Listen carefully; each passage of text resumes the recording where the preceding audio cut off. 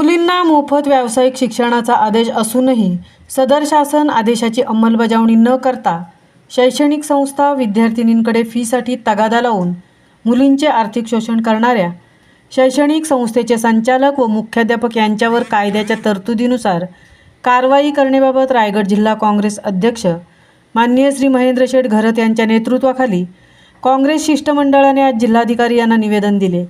यावेळी महाराष्ट्र प्रदेश काँग्रेस कमिटी सरचिटणीस सौ नंदाताई म्हात्रे, महाराष्ट्र प्रदेश उपाध्यक्ष श्री श्रीरंग बर्गे आदी उपस्थित होते। महामुंबईसह मिलिंद खारपाटील, अलिबाग।